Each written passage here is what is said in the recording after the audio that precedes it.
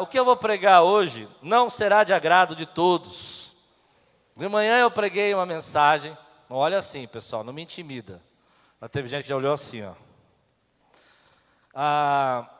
Eu quero falar um pouquinho hoje sobre o uso e como a gente administra o nosso dinheiro. Como é que vocês sabem? Falei quinta, falei no Face. E de manhã eu tive uma surpresa muito legal, mas muito legal mesmo. Porque à medida que eu ia pregando sobre dinheiro, alguns irmãos iam fechando assim o rosto para mim, assim, ó. E eu já estou acostumado a pregar, né? Eu falei, Jesus amado, o povo não está bravo comigo aqui. Mas eu venho pensando que a gente não pode ficar jogando a culpa só no governo, jogando a culpa só na Dilma. Que a gente precisa também administrar aquilo que Deus está colocando nas nossas mãos. Quantos creem nisso que eu estou dizendo? É um desafio falar de dinheiro. É um desafio porque muitos de nós se sentem ameaçados quando nós falamos de dinheiro. Eu imagino que tem aquela irmã que essa semana comprou o seu 59º sapatinho, escondida do marido, e agora vem falar de dinheiro, ela fala, o Espírito Santo revelou para o pastor. E na verdade, eu não tenho nada a ver com isso. Eu aprendi que cada um usa o dinheiro da maneira como acha que deve. E que não existe, às vezes, um jeito próprio, assim, geral, de como usar o dinheiro. Alguns são mais sábios e outros são mais enrolados, né? Acabam se enforcando nas dívidas e nos problemas. Falar de dinheiro é uma coisa muito complicada porque envolve emoção. E eu queria ler um versículo da palavra de Deus, está lá em Provérbios, capítulo 17, versículo 16, só para abrir a nossa mensagem hoje. Antes de ler, hoje eu vou precisar muito disso nessa palavra. Levante a sua Bíblia e diga, essa é a minha Bíblia. Eu sou o que ela diz que eu sou. Eu tenho o que ela diz que eu tenho. E eu posso o que ela diz que eu posso.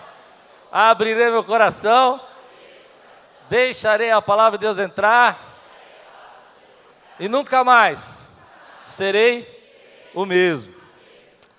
Glória a Deus. Se a sua vida financeira está organizada, talvez essa não seja a mensagem para você. Mas essa semana, conversando com vários irmãos aqui, falando, pastor, eu estou enrolado, eu me endividei, eu estou apertado, eu não consigo pagar minhas contas, eu não consigo viver. E atendi um, depois atendi o outro, mais um. Chegou uma hora que eu falei, sabe de uma coisa? Não vou conseguir atender todas as pessoas, então vou colocar isso na palavra, vou colocar no púlpito e quem sabe a gente vai abençoar. Então se você é aquela pessoa controlada, hoje teve uma irmã aqui, deu um testemunho lindo, vários irmãos, acabou o culto, foi interessante, fizeram uma roda aqui e começaram a compartilhar os testemunhos que eles estão fazendo. Por exemplo, tem um irmão aqui da nossa igreja, posso contar? O seu, Wagner?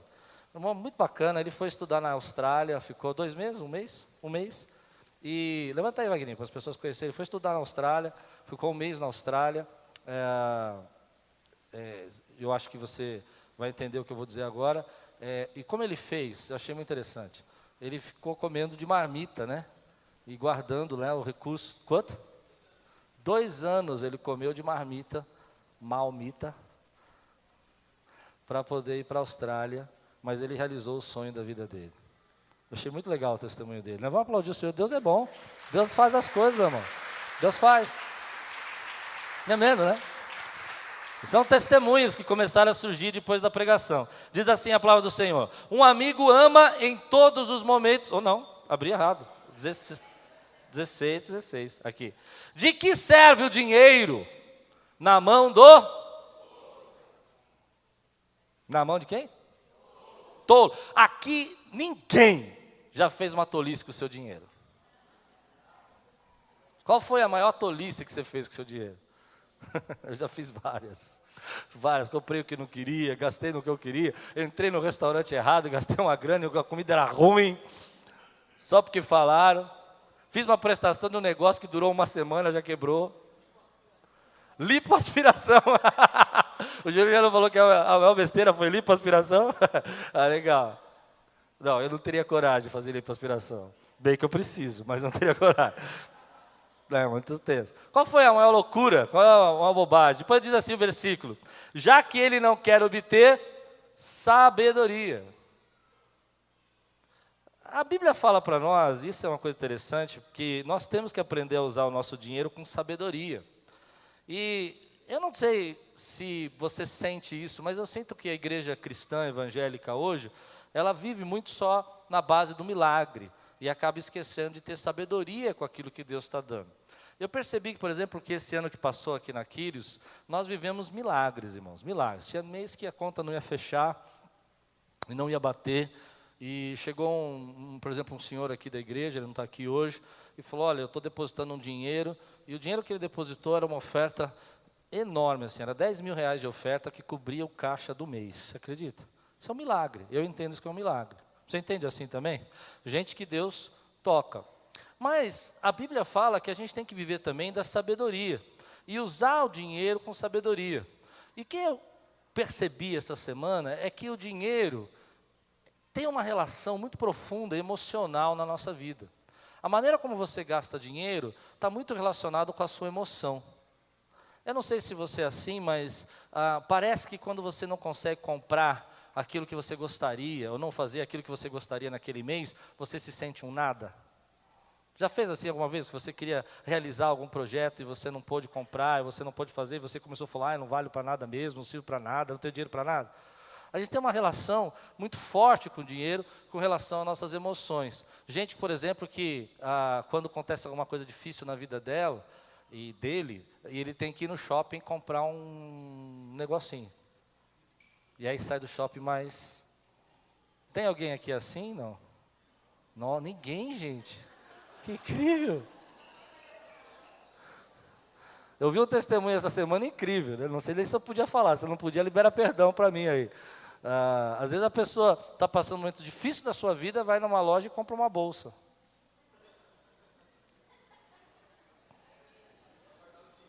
Já tem irmão já fechando assim. É muito complicado porque, por exemplo, eu percebi que eu tenho um negócio muito engraçado com o dinheiro. Quando eu estou meio tristinho, meio chateado, eu preciso ir numa padaria. Eu desconfio, preciso fazer terapia. Eu estou desconfiado que eu passei fome quando era criança. E aí eu vou na padaria e eu peço lá um café com leite. Tem que ser café com leite, não pode ser muita coisa não. E um pãozinho com manteiga, ou uma coxinha lá. E aí eu como aquilo, eu fico olhando para o nada, assim, na caixa do nada, assim. E aí eu vou sentindo uma paz. Por isso é difícil pregar sobre o dinheiro, porque algumas pessoas vão dizer assim, isso aqui é muito legal, isso aqui é maravilhoso, eu gasto porque eu quero, eu gasto porque eu posso, e você pode. Eu não estou dizendo que você não deva. O que eu estou dizendo é que às vezes a gente não percebe o quanto nós estamos gastando e quanto nós estamos nos relacionando com o dinheiro para suprir o nosso estresse, suprir os nossos medos, suprir as nossas fraquezas, nossas tristezas. E é muito complicado porque você gasta dinheiro, por exemplo, alguns acham que é importante gastar com roupa, outros acham que é importante gastar com qualidade de vida, outros acham que é importante gastar o seu dinheiro com viagem, outros acham que é importante gastar... Cada um acha uma coisa, é que nem eu fui visitar o meu irmão uma vez, ele chegou no carro dele assim, ele pintou as rodas dele de roxo. Carro amarelo com roda roxa e tal. Ele chegou, ele deve estar sempre pela internet, um beijão, querido. E ele falou assim, você gostou? O pastor não mente, né, pessoal? Então, eu olhei assim. Aí eu perguntei para ele, não, mas foi bom? Você curtiu? Não, achei maravilhoso e tal. Então, legal. Mas você gostou? Bom, eu não faria no meu carro. Dificuldade, né? Mas aquilo foi uma alegria, ele gastou uma grana para fazer aquilo, ele pintou, não sei o que ele fez na roda, e gastou o dinheiro dele e tal. Eu falei, sai. Falou, sai, depois que eu tinha criado, então tá bom. Então o uso do dinheiro, é muito difícil você pregar na igreja, porque as pessoas podem dizer assim, o pastor Klaus está falando...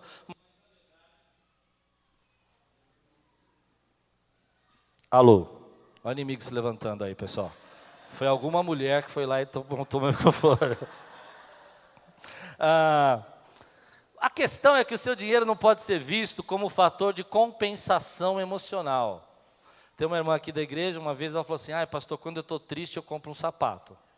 E eu disse para ela assim, quantos sapatos você já tem? 300. Falei, já é uma depressão. Você já está deprimida. o que acontece é que algumas pessoas usam o seu dinheiro como uma compensação das emoções, sentimentos. E é interessante que a Bíblia fala muito como a gente deve usar o nosso dinheiro e de que maneira deve ser usado. Por exemplo, 500 versículos da Bíblia falam sobre oração. Mais ou menos 500 versículos falam sobre fé. E 2.000 versículos estão relacionados ao dinheiro e a bens. Olha que coisa interessante. 500 versículos sobre oração, 500 sobre fé e 2.000 sobre como a gente se relaciona, como a gente deve viver com relação ao dinheiro. E um dos problemas que a gente sempre conversa com as pessoas, e eu sempre atendo essas pessoas para conversar, é que a maioria de nós, e eu concordo com isso, mas a gente não pode viver assim, acha que deveria ganhar mais do que ganha. Então, por exemplo, se eu acho que eu deveria ganhar, quantos acham que deveria ganhar mais do que ganha? Levante a mão. Levante a mão, vai. Pessoal, vocês não gastam demais, vocês não usam o dinheiro emocionalmente e não acham que ganham mais. Meu Deus! Senhor, eu fui arrebatado para o céu.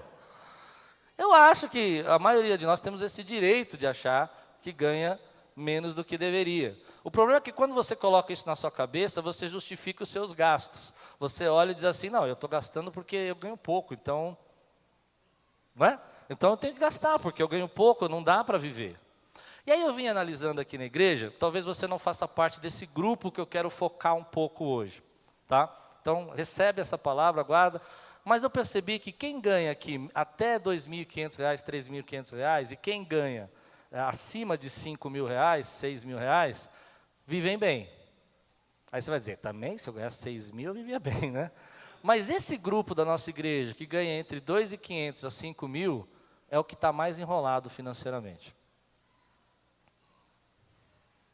Interessante isso, né? Por quê? Porque quem ganha até R$ 2.500, ele acostumou a viver com padrão e vive com aquele recurso, né?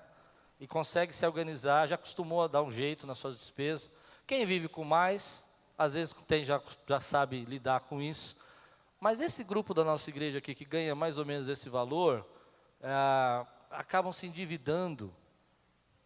E a maioria deles tem uma dificuldade porque existe um recurso maior, mas existe também um desejo de viver de uma forma que talvez não possa ser vivida.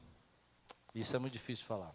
Deixa eu falar o que eu creio. Eu creio que Deus faz milagres na nossa vida financeira. Quantos creem aqui em nome de Jesus? Eu creio que Deus supre as suas necessidades. Eu creio que Deus abre as portas. Você crê nisso? Mas eu aprendi que Deus nos ensina a usar o nosso dinheiro com sabedoria. E esse é um desafio que nós temos. Então, algumas pessoas vão olhar para mim e vão dizer assim, pastor, mas eu estou bem. Por outro lado, aquelas pessoas que acreditam que gastam, que ganham menos, acabam gastando mais, porque justificam isso dizendo, olha, o custo de vida está alto, a dificuldade está grande, é o governo, é a política, e é tudo isso mesmo. Mas isso não resolve o nosso problema, não resolve as nossas dificuldades. E aí eu aprendi uma lição em 22 anos de pastor. Quem gasta, vai gastar sempre, não importa quanto ganha. Conheci pessoas aqui na nossa igreja que ganhavam, eu tenho irmãos aqui há 20 anos já, e ganhavam R$700 e ganham R$10.000. Eram econômicas com R$700, são econômicas com R$10.000. Interessante. Conheci pessoas que gastavam tudo que ganhavam com R$800, ganham R$5.000, R$6.000, estão sempre endividados, sempre enrolados, não importa o quanto aumenta a renda. Qual é o problema? É o uso do dinheiro, a maneira como a gente se relaciona com ele, a forma emocional que a gente dá com o dinheiro. Então eu quero dar algumas dicas aqui rapidinho. Quem gasta com bobagem, fica sem dinheiro para gastar com o que importa. Aí você vai ter um problema. Essa frase saiu na Folha de São Paulo essa semana, no jornal Folha, uma matéria sobre um comentarista, sobre dinheiro, falando que quem gasta com bobagem, fica sem dinheiro para gastar com o que importa. Agora, quem define o que é bobagem? Eu? A sua emoção. Por exemplo, você chega em casa, eu estou imaginando o Fábio, ele olha para a Ju e fala, Ju, eu preciso de uma roda nova para o meu carro. A Ju, do outro lado, ela olha e fala, mas que bobagem, o carro está com roda e roda. Está girando. Ele falou, você não está entendendo, é uma valorização do nosso bem. Aí a Ju fala, está me enrolando, porque quando a gente for vender esse carro vai valer menos. Quem está definindo o que é bobagem é a emoção do Fábio. É ele que está dizendo se deve gastar ou não, é a emoção dele. E muitas vezes nós não começamos a gastar dinheiro com aquilo que não interessa e está nos faltando dinheiro para fazer aquilo que importa. Vou dar um exemplo bem radical. Esses exemplos eu detesto. Quando eu chego em casa eu falo, Jesus, por que eu dei esse exemplo, meu Deus? Mas eu vou dar de novo. Por exemplo, tem gente que gastaria R$400 numa camisa, mas não pagaria o curso de inglês para si mesmo. Você não ouviu o que eu falei? R$350 numa camisa, paga fácil, mas não pagaria um curso de inglês para aprender e para valorizar o seu próprio trabalho. Quantos concordam com o que eu disse? Verdade ou não é? Você me falou isso, é verdade. A Liz que me contou essa, é verdade. Essa eu gostei, falei que ia usar, lembra? Os créditos da Liz. E é verdade, eu fiquei pensando quando a Liz falou isso para mim. Muita gente aqui, por exemplo, entra no restaurante e pode gastar. Eu não tenho nada, se você pode gastar, você gaste, fique à vontade. Até vou dar um exemplo aqui, vou dar um exemplo para você, rapidinho. Um camarada que ganha R$40 mil e compra uma camisa de R$400. Quantos por cento ele gastou do salário dele? 1%. 1%. Agora você que ganha 4 mil e gastou R$400 numa camisa, quanto você gastou? 10. E se você ganha 2 mil e comprou a mesma camisa por 400 porque está na moda, quanto você gastou? Então agora sobrou 80% do seu salário para você viver, porque você gastou 20% dele com a sua camisa. Aí o camarada que ganha 40 mil comprou por 1% a camisa, doeu? Não doeu. Amém? Aí eu estou pregando para ele aqui, ele está me ouvindo e fala assim, está dizendo que eu não posso comprar a camisa que eu quero? Não, você pode. Eu estou pregando para aquele que vai gastar 20% do salário dele, e que depois vai pedir para orar, e repreender o devorador, o demônio que rouba o salário dele. E ele nunca fez a conta de quanto que ele está gastando com aquilo. E como aquilo pode prejudicar, por exemplo, o relacionamento conjugal. 30% dos casamentos se desfazem por causa de finanças. Pessoas brigam porque quando endividam, um começa a jogar a culpa no outro, que deveria ter gastado com outra coisa. Há uma crendice também no meio da igreja que a gente não pode poupar. Que quem poupa, primeiro que a gente não pode poupar, porque se a gente poupar é avarento, ou porque não tem dinheiro para poupar, porque não ganha quanto deve. Mas eu fico pensando, e a história de José do Egito? O que ela ensina para a gente? 7 anos de vacas gordas. 7 anos de vacas magras. O que Deus mandou fazer nos 7 anos de vaca gorda? Guardar um pouquinho. Tira um pouquinho e guarda. E aí, olha que interessante, aquilo que José guardou durante 7 anos foi suficiente para sustentar não só o Egito, mas todos os povos ao redor por mais 7 anos.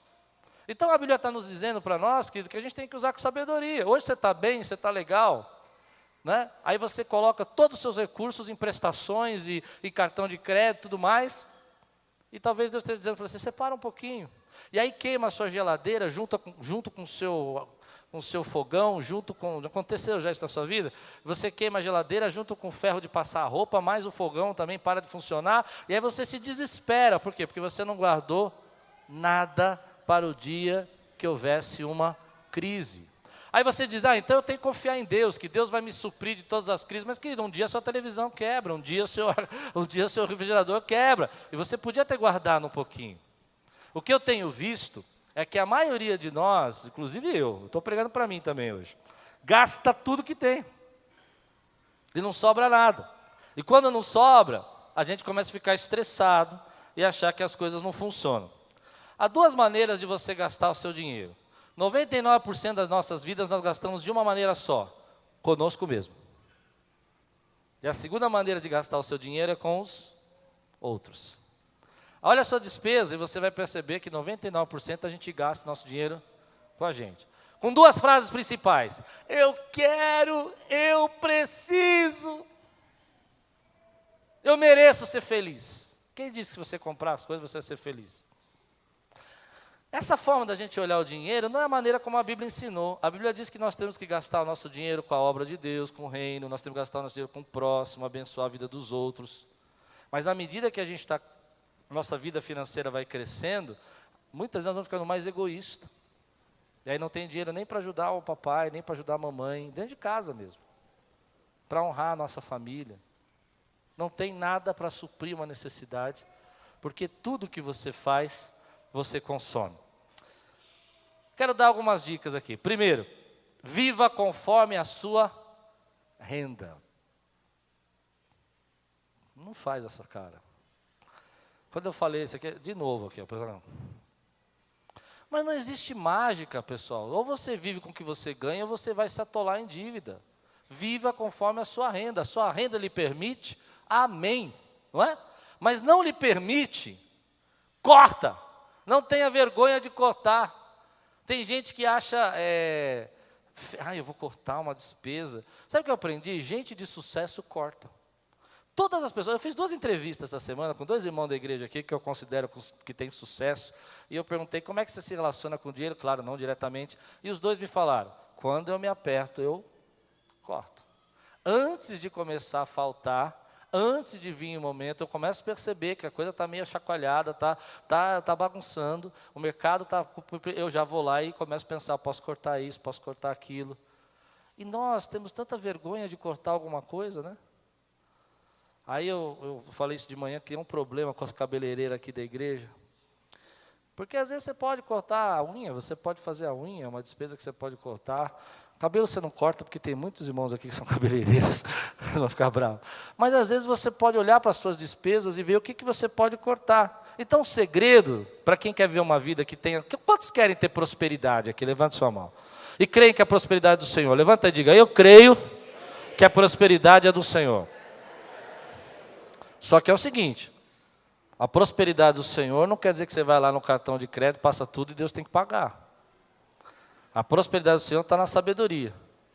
Então, algumas pessoas chegam para mim e falam assim, eu não tenho o que cortar, não tenho mais despesa para cortar. Será?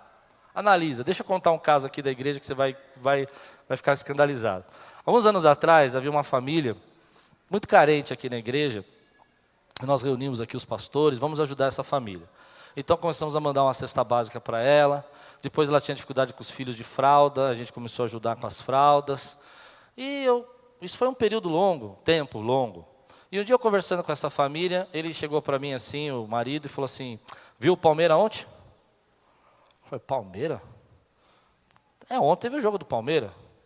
Eu falei, já entendeu já? Eu falei, não, mas o jogo do Palmeiras não foi televisionado ontem. Não passou na NET, mas na Sky passou. Eu falei, mas como assim? Não, porque na minha casa, sim, eu tenho NET. Meu pai, no fundo, tem Sky.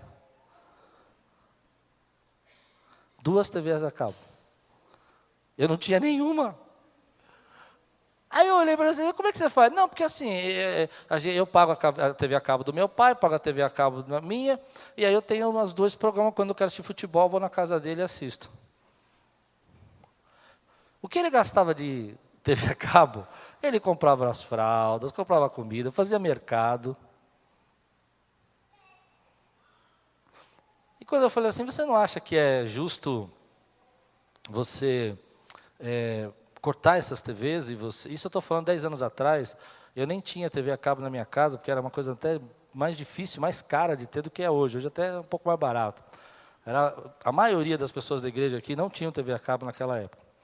E eu disse para ele, não é melhor você cortar isso aí, você abençoar a sua família? Ele disse, não, a igreja me doa a cesta básica, me doa... Verdade. Parece história, né? E aí eu aprendi uma lição. Muitas pessoas acostumam a viver se enrolando com dinheiro. E diz, olha, eu não consigo cortar. Só que tem uma coisa, você não consegue tirar de um saco de batata, que tem 100 batatas, 120 todo mês. Mas uma hora você vai furar o chão. Né? Esse mês você tirou 100, mês que vem você tira 120, e você não tinha de onde tirar, então você furou o chão. Mês que vem você tira mais 20, dos 20 que você já furou o chão, você já tinha 80, e daqui mais ou menos 5 meses você não tem nem um saco de batata a mais. Então nós precisamos muitas vezes olhar para as nossas despesas e ter aquela frieza, e não tem vergonha nenhuma. Eu cortei essa semana, eu olhei e falei, eu estou vivendo aí numa gangorra, um mês a gente tem recurso, outro mês não tem, um mês está apertado, não está. Eu falei, eu tenho que cortar alguma coisa. E a coisa mais óbvia de cortar naquele momento era a televisão. doe um pouquinho, 200 programas. Mas não tem vergonha nisso. A vergonha está em você deixar que isso se torne uma bola de neve na tua vida. Me lembro alguns anos também, em casa, passando essa dificuldade, eu cheguei para a Lupe e falei, vamos ter que cortar um monte de coisa. E aí a Lupe falou, não, isso aqui você pode cortar. A Lupe começou a fazer lanchinho para as crianças, parou de comprar lanchinho no mercado, sabe? Fazia lanchinho, bolinho para as crianças levar. As meninas gostavam mais do bolinho dela do que aquele comprado em mercado, né, com recheio, né? E começou a cortar uma série de coisas. Tinha no mercado e fazia uma compra mais com calculadorazinha, sabe? Estava apertado. E eu falei, Lupe, tá difícil aqui, as contas não batem. E ela falou assim, no dízimo você não mexe. Eu louvo a Deus por isso. Porque às vezes a gente não entende que nós temos que ter um compromisso com o Senhor. Então, às vezes, você precisa chegar na sua casa, chegar com a sua esposa, o que a gente pode mudar? Né? O que a gente gasta?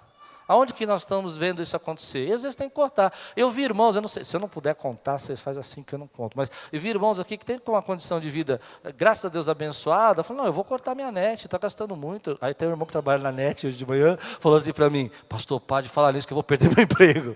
Mas às vezes você está gastando um dinheiro que você não usa. Telefone de casa. Você paga lá 100 e poucos reais de telefone de casa e você não usa mais, porque você usa o celular. Não é? Coisas que você não precisa esperar vir uma crise na tua vida para você cortar. Porque todo mundo que quiser prosperar, como eu falei, precisa de uma forma ou de outra aprender a poupar. Não existe prosperidade sem aprender a poupar. Bom, vou correr. Você não é baratinho. Diga aí, eu não sou baratinho. Você já fez a conta de quanto que você ganha por hora? Vamos lá. Essas contas ninguém gosta de fazer, mas você precisa aprender. Você ganha 4 mil reais por mês e você ganha por hora, mais ou menos, trabalha 10 horas por dia, vou colocar que você ganha 20 reais por hora. Amém? 20 reais. Aí você então, você pode ir onde você quiser, você entende o que eu estou falando, né? Cada um é livre para fazer o que quiser. Eu estou ensinando aquilo que Deus tocou no meu coração. Você vai no supermercado, você vai num restaurante, aquele dia era um dia legal, e você comprou lá e jantou no restaurante, foi uma benção, sua família curtiu e tal, e é bom porque você vá mesmo. Mas aí você gastou 200 reais no restaurante legal, né? Quanto que você gastou de horas de trabalho? Você vai precisar trabalhar 10 horas de escravidão para poder pagar o seu restaurante. Às vezes a gente não pensa dessa maneira, mas quando você começa a pensar, qual é a vantagem? Você dá valor ao seu dinheiro.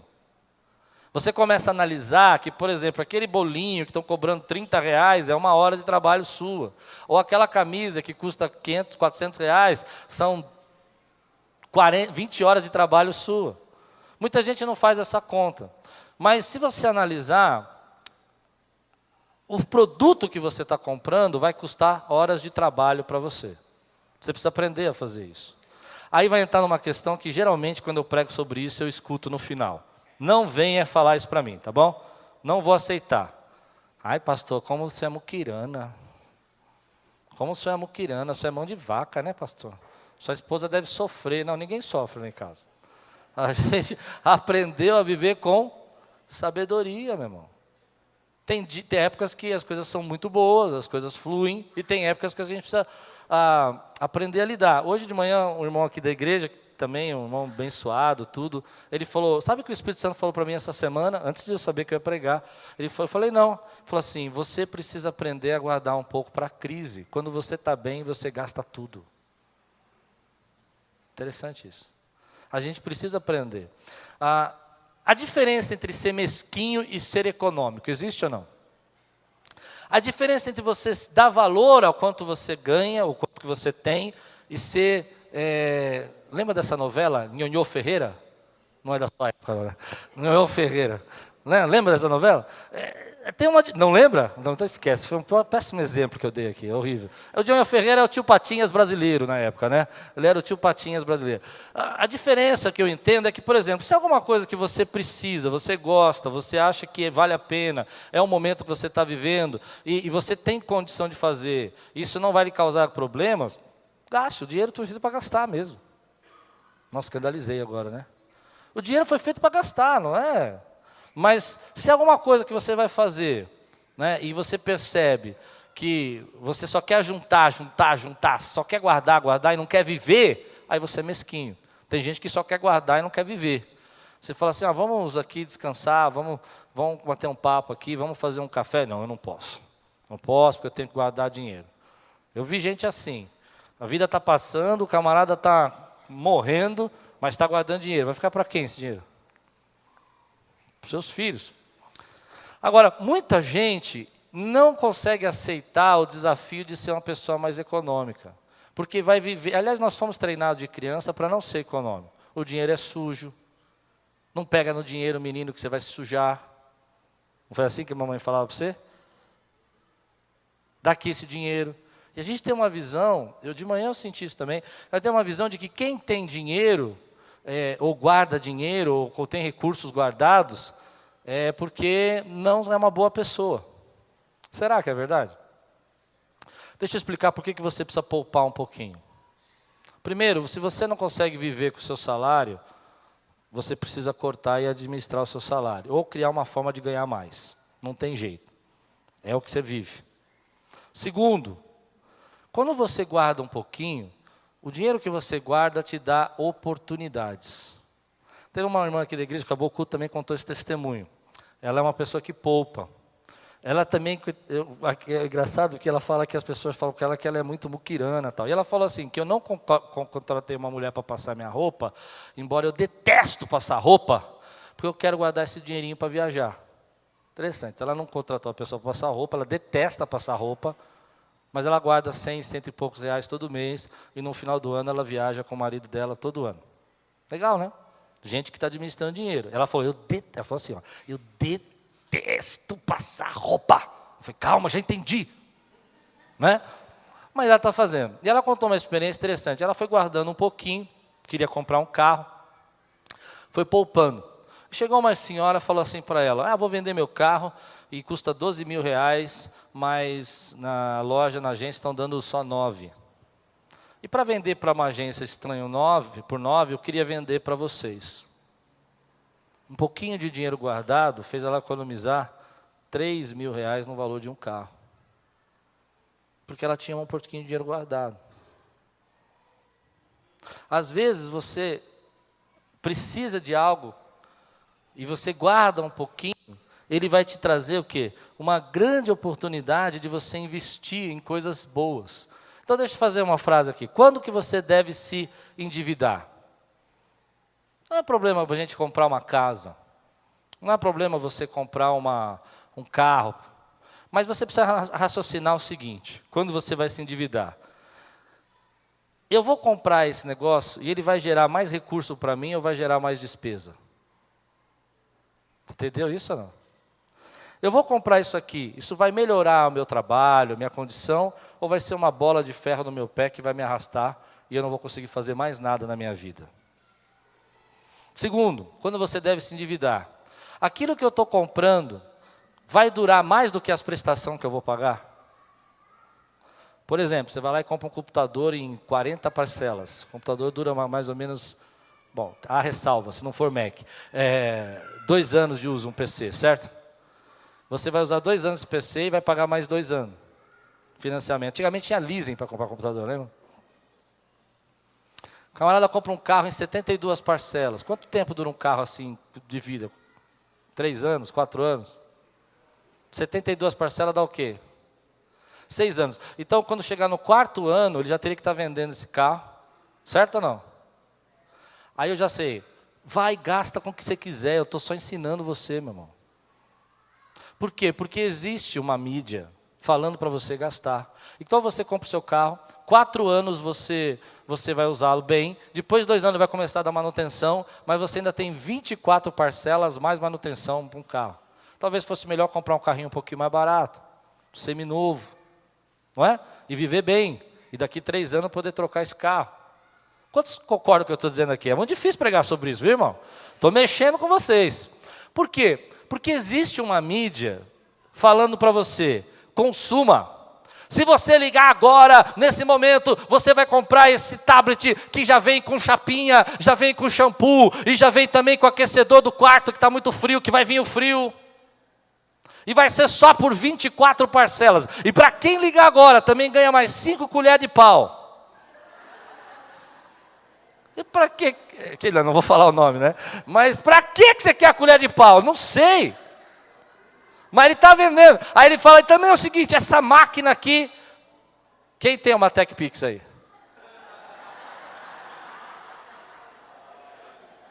Incrível nessa igreja, gente. Ninguém fez nada disso. Tenho certeza que se eu cavocar, eu vou achar uma TechPix no guarda-roupa lá, vai. Você já viu o preço daquele negócio? Porque a prestação era assim, você paga 3 parcelas de R$60 e 180 vezes, né? Mais R$200 por mês em 10 parcelas, mas na sexta parcela você tem mais uma de R$200. Só que o brasileiro, ele não soma essas parcelas. E aí a maquininha que custava R$300 vai custar R$2.000, ele vai pagar. Segunda coisa, existe escravidão hoje? Sim ou não? Existe escravidão. Quer ver como existe? Vou provar. Hoje as pessoas não precisam te escravizar no trabalho forçado. Ela te escraviza com a dívida, com juros. Você é o escravo de algum lugar. Eu sabia que vocês não iam gostar dessa parte. Você é um escravo. Porque, veja bem, você vai comprar um produto, uma televisão custa R$1.600, vai, nova, 40 polegadas, sei lá. Tudo bem? Se pagar à vista é 1.600, se você comprar a prazo em 10 parcelas, sem juros, é 1.890. Como assim sem juros? Se a vista é 1.600 e a prazo 1.890. Tem uns juros aí. É sem juros, está escrito lá, sem juros. Mas tem os juros. Quanto você está pagando de juros nessa TV? 290, certo? Amém? Mas é sem juros, pessoal. Isso é mídia, é juros. Está embutido. Aí você fala, não, mas eu preciso da TV. Legal. Aí você compra a TV, 10 parcelas. Quinta parcela você está enforcado, não consegue pagar. O que acontece?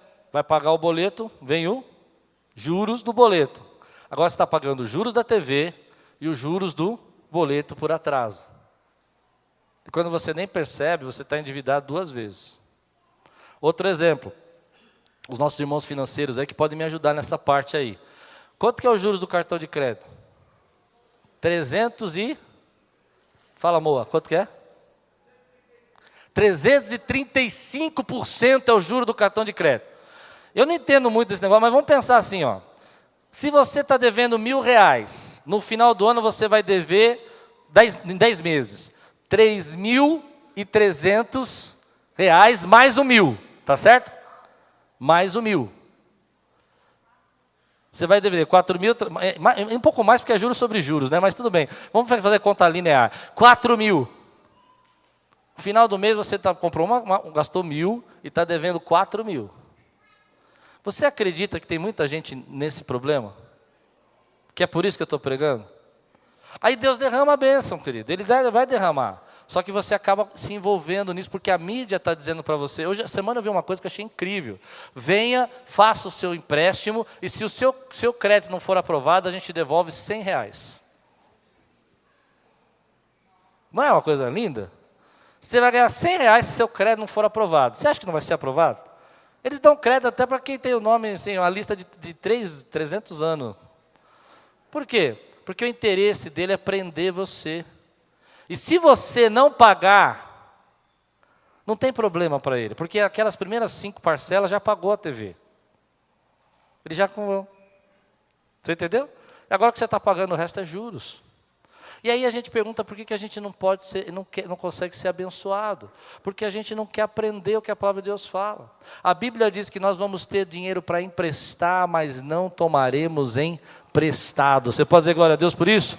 Diga, eu vou ter dinheiro para emprestar, mas não vou tomar emprestado. Porque Deus vai suprindo, Deus vai ensinando, Deus vai mostrando para você como você deve usar. Olha o que a palavra de Deus diz lá em Deuteronômio, capítulo 8. Abra comigo. Deuteronômio 8, 17 e 18. Não digam, pois, em seu coração, a minha capacidade e a força das minhas mãos ajuntaram para mim toda esta riqueza.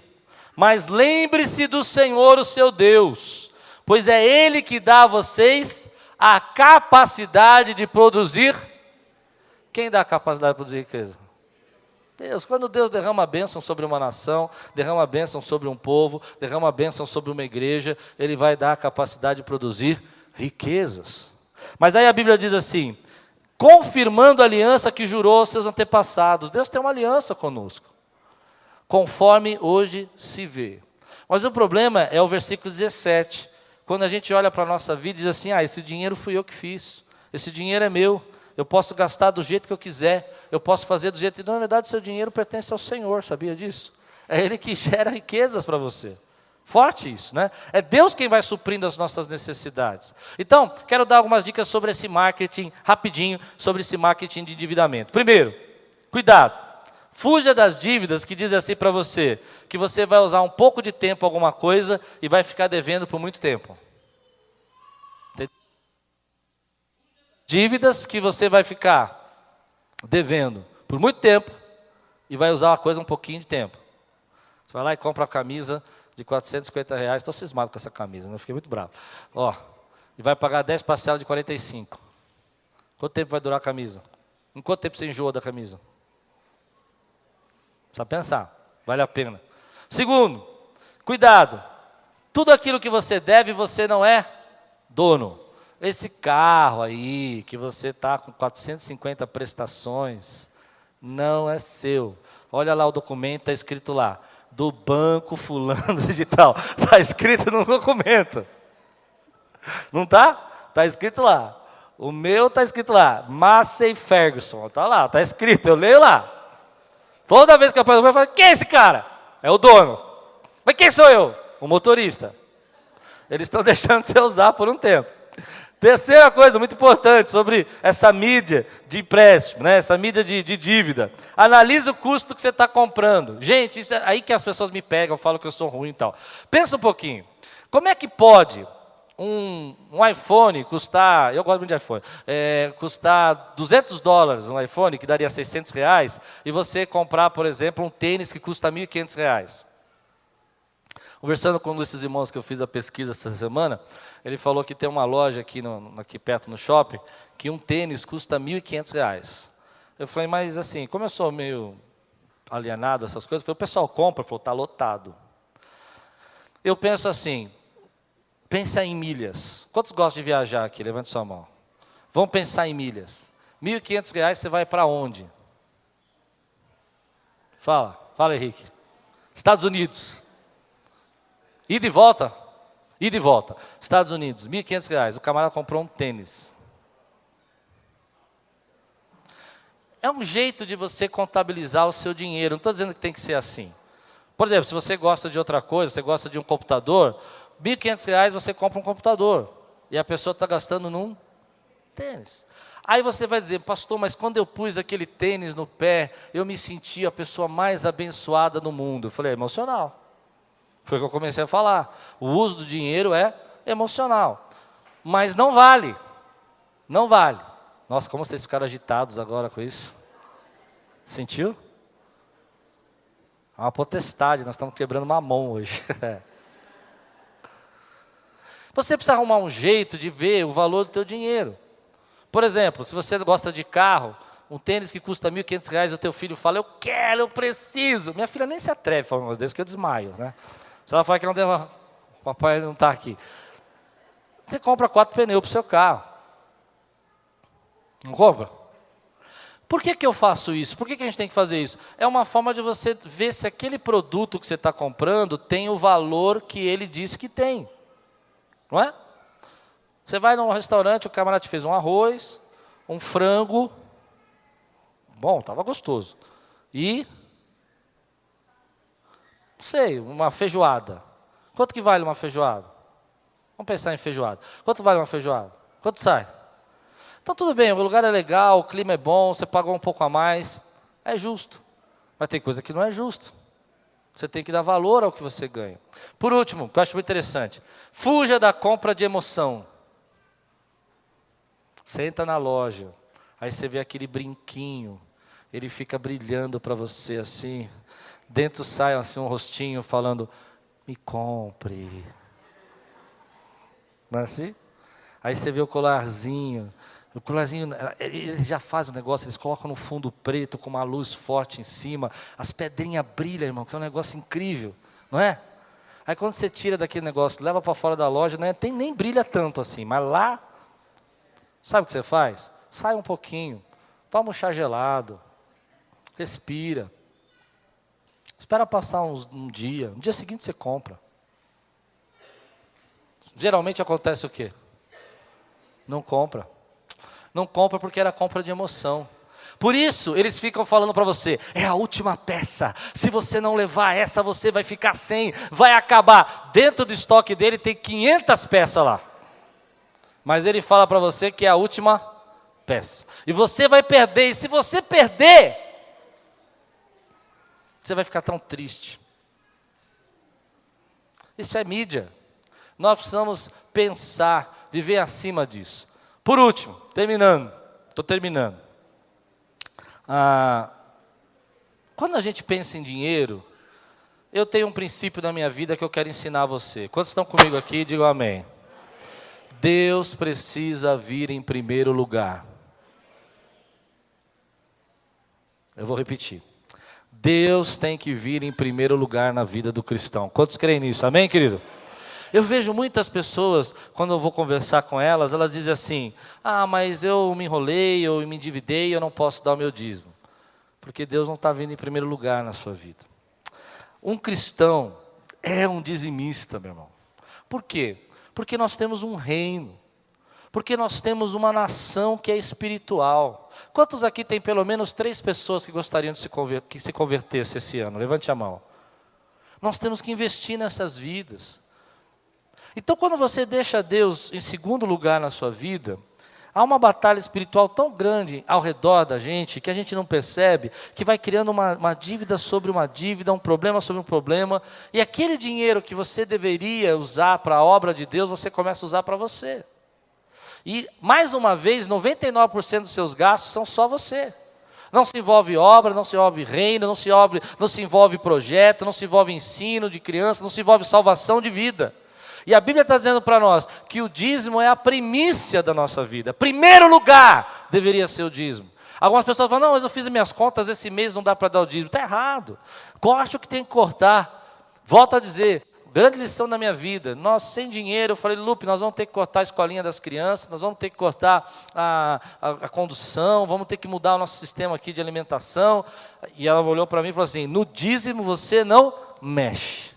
E foi uma bênção. Sabe o que aconteceu? A gente continuou dizimando, tinha que cortar a escolinha, fomos na escolinha, vamos mudar de escola. Aí vamos procurar a escola. Tinha uma bolsa. A Laís fez o teste da bolsa. A escola que a Laís fez era melhor do que ela estava, no entanto ela ganhou 50% de bolsa. Pagava menos do que ela pagava. Isso, sabe o que eu entendo? É graça de Deus para aqueles que são dizimistas. Você pode dizer amém, meu irmão? Ela melhorou de escola e pagava menos. E se formou nessa escola. A mesma coisa aconteceu com a minha filha Thalita, precisava de uma escola melhor, estava com dificuldade, a escola dela estava em crise, vamos procurar escola. Aonde tem escola? Hoje a Thalita estuda uma escola melhor com bolsa, e paga a mesma coisa que eu pagava na outra escola. Para mim isso é resposta de dizimista, meu irmão. É gente que coloca Deus em primeiro lugar, e Deus honra, porque a palavra de Deus fala que se você honrar o Senhor, Ele honrará você. E às vezes nós queremos que Deus realize nossos sonhos, mas nós não colocamos os sonhos de Deus em primeiro lugar. Deus tem projetos, Deus tem planos. Você precisa ser um dizimista. E o que eu aprendi foi o seguinte, quem não é dizimista no pouco, não vai ser no muito. Se hoje você está com um problema e você não é dizimista, não adianta. Deus pode resolver os seus problemas, aí que você não vai ser mesmo. Porque você vai dizer, Deus já resolveu o meu problema, por que eu preciso ser dizimista? Deus tem que estar no primeiro lugar da nossa vida. Há uma lição que eu tenho. Querido, hoje eu aprendi. Transfira o seu dízimo se for necessário.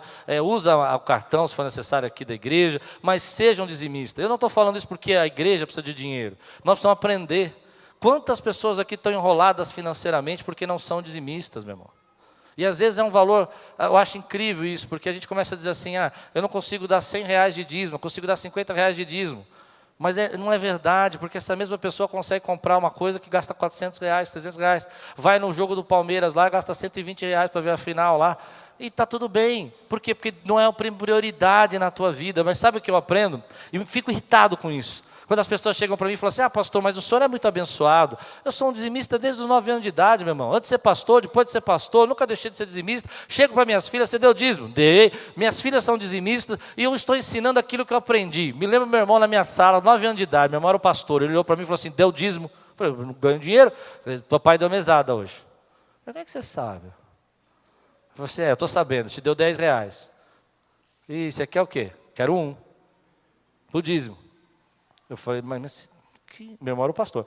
Eu quero pegar meu dinheiro, esse homem.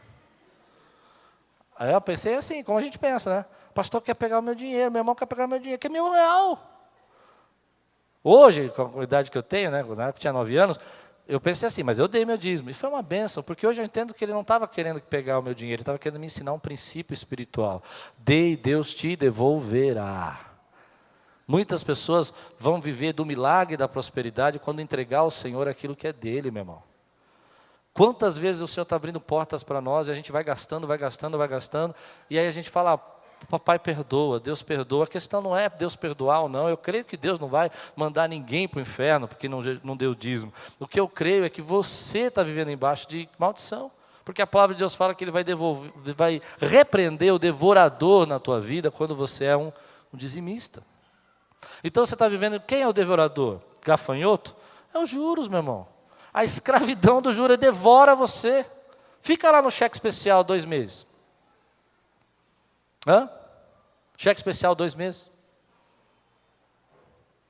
Você começa a ser devorado. Você não vai dar só o dinheiro do dízimo no cheque especial, você vai dar muito mais do que o dinheiro no dízimo no cheque especial. Então a gente tem que aprender a viver com aquilo que a gente ganha. Independente do padrão que a gente tem. Se você tem um sonho, admirei demais os testemunhos desses irmãos. Gente que se dedicou no seu sonho e realizou o seu sonho.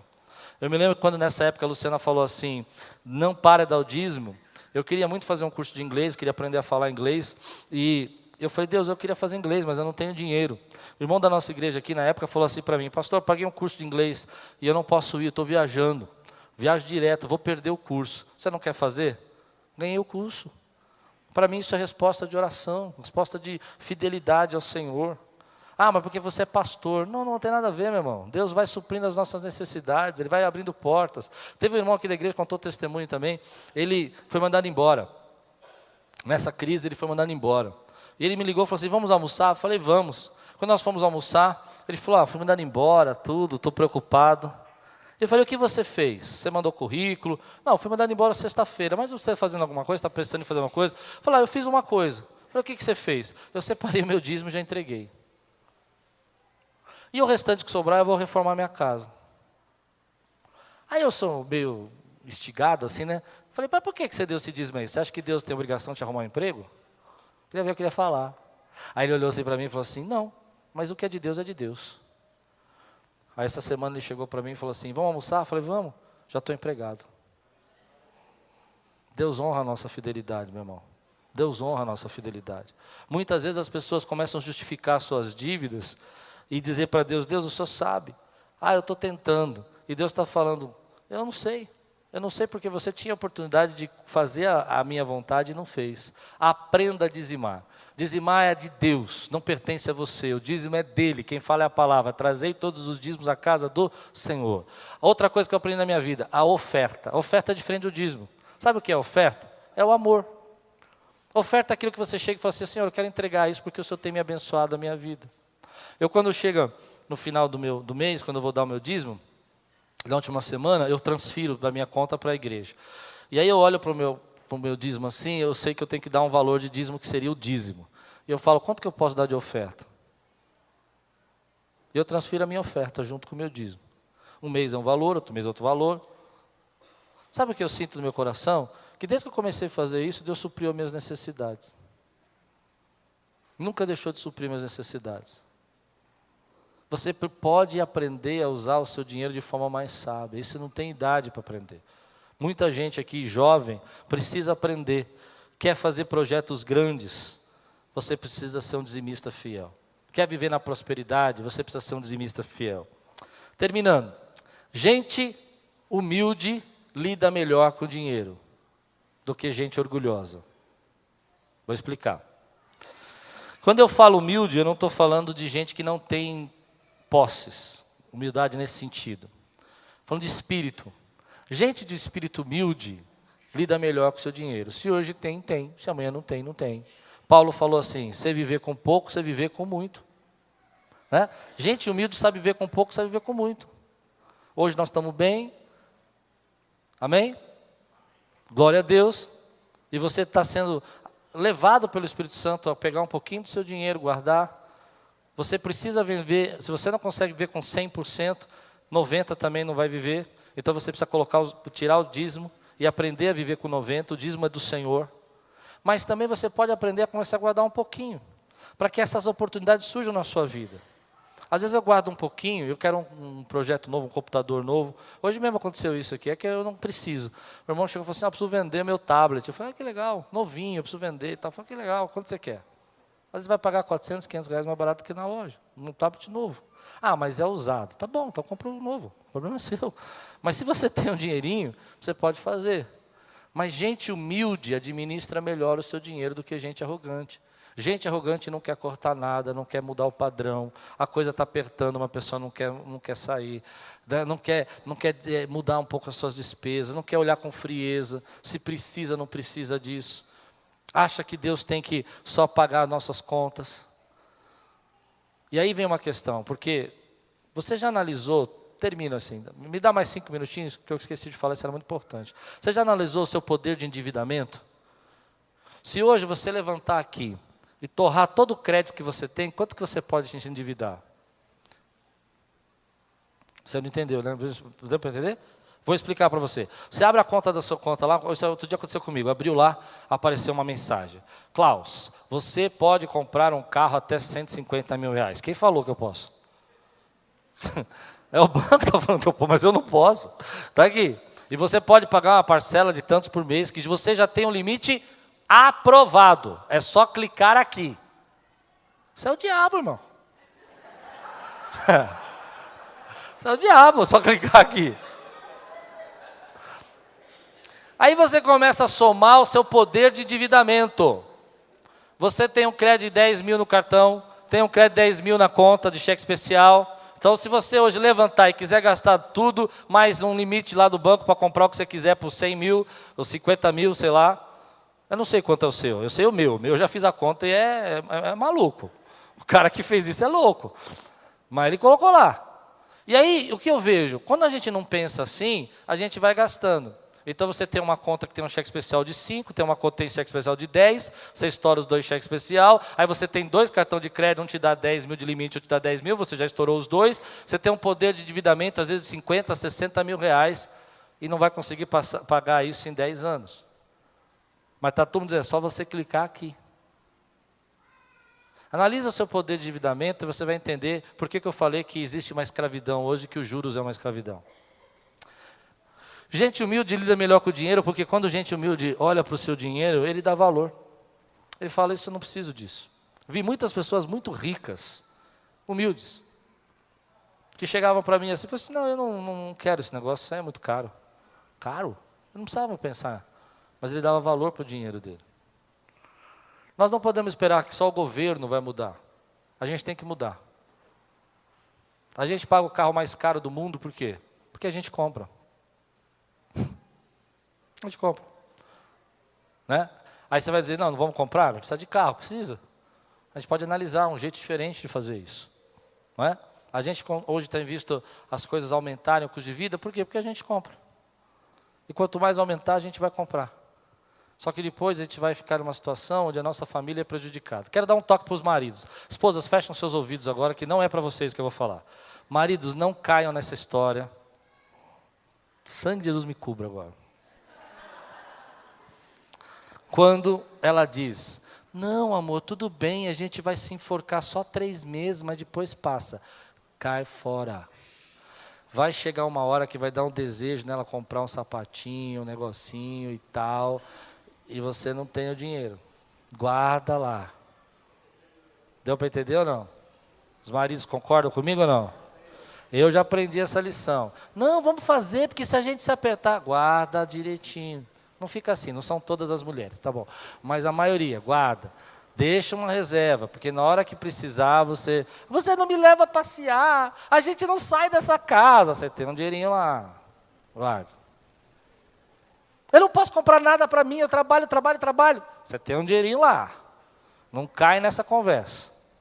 Mulheres, posso falar com vocês rapidinho? Você sabia que, eu estava conversando outro dia com uma empresária, que vende muitos produtos, bolsas, sacolas e tal, e eu entrei na empresa dela, uma empresa muito grande, e falei assim, por que você não tem roupa de homens aqui? Não tem roupa, não tem nada para homem. Ela olhou para mim assim e falou assim, homem não gasta. Eu falei, como é que é? Homem dá prejuízo, homem não gasta. E eu aprendi uma lição com aquela mulher. Toda a mídia está voltada a vocês. Vou fazer uma defesa, vocês gastam por nós, pelos filhos e por vocês, então vocês gastam mais mesmo. Porque o homem vai esperar você comprar camisa, vai esperar você fazer a compra, então vocês gastam. Mas não porque gastam mais, gastam porque compram para vocês, para os filhos e para nós. Amém? Mas tem uma coisa que é muito importante. Vocês precisam perceber que há uma atração enorme para que vocês gastem mais. Quando a mulher edifica a casa nessa área, há prosperidade também. Amém, queridos? Você recebe essa palavra?